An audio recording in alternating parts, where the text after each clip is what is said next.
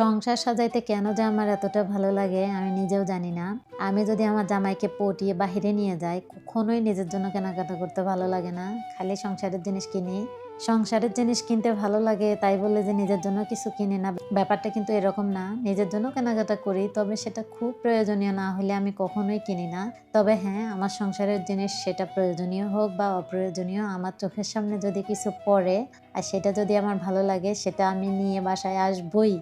যার কারণে মুগ্ধর আব্বু আমাকে বলে যে, "তুমি একটা পাগলি। তোমার মতো পাগলি মেয়ে আমি আর কখনো দেখি নাই। যার কিনা জামা, জুতা, কসমেটিক্স এগুলোর উপর কোনো লোভ নাই।" আসলেই গাইস, একদম সত্য কথা। আমার এগুলা কিনতে একদম ভালো লাগে না। আমার খালি সংসারের জিনিস কিনতে ভাল লাগে। তবে মুগ্ধর আব্বু আমাকে পাগলি বলুক আর যাই বলুক, আমি এটা মন থেকে মানি যে আমি একটা পাক্কা সংসারী মেয়ে।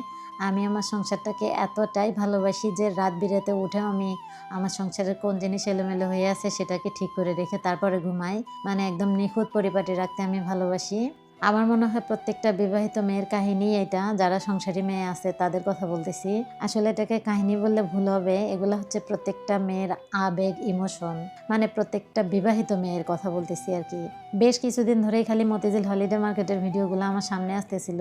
ফেসবুকে ভিডিও দেখে সিদ্ধান্ত নেই যে আমরা মতিঝিল হলিডে মার্কেটে যাব।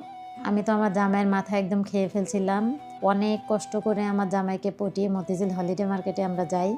আমরা রাজেন্দ্রপুর থেকে সে মতিঝিল হলিডে মার্কেটে গেছি অনেকটা রাস্তা জার্নি করে। রাস্তায় যাইতে ধরে তো ২-২টা অ্যাক্সিডেন্টও দেখলাম নিজে চোখে। এটা দেখার পরে আমি তো আল্লাহ, আল্লাহ করতে, করতে যাচ্ছিলাম যে আল্লাহ সহি সালামতে জায়গা মতো পৌঁছিলে হয়। কিন্তু একটু পরেই আমাদের বাসটাও আরেকটা বাসের সঙ্গে একদম ধাক্কা দিয়ে দিল। মানে আমাদের বাসের ড্রাইভারটা একটু উশৃঙ্খল ছিল আরকি। আমি তো খালি আল্লাহ, আল্লাহ করতেছিলাম যে আল্লাহ জায়গা মতো পৌঁছাইতে পারবো কিনা সন্দেহ আছে। নিজের ইচ্ছা পূরণ করতে গিয়ে এতটা বিপদের সম্মুখীন হব এটা আমি কখনোই কল্পনা করি নাই।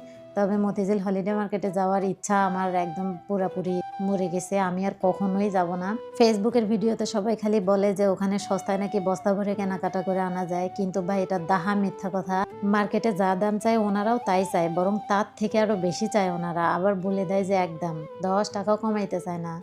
ভিডিওতে ওনারা একদম বলে না, সামনাসামনি আর একদম। তবে এর মধ্যেও কিছু ভালো দোকানদারও আছে। আর কিছু, কিছু দোকানদারের কথা নাই বললাম। বাপরে বাপ! তাদের তো মেজাজ দেখে বাঁচাই যায় না। কোনো কিছুর দাম বললে একদম বলে দিয়ে আর কথাও বলতে চায় না। এই আর কি অবস্থা। আমি যে বাসা থেকে হলিডে মার্কেট অব্দি গেছি, আমি চাইলেই আপনাদের সঙ্গে ভিডিও আকারে শেয়ার করতে পারতাম। কিন্তু আমার একটা পিচ্চি ছেলে আছে, ওকে নিয়ে বাইরে ট্রাভেল করতে গেলে আমার একটু অসুবিধা হয়।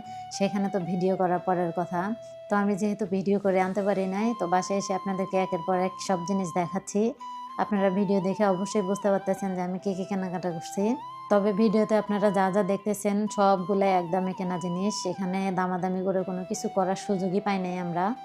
যাই হোক, কেমন লাগলো আজকের ভিডিও অবশ্যই কমেন্ট করে জানাবেন। সবাই ভালো থাকবেন, সুস্থ থাকবেন। আল্লাহ হাফেজ।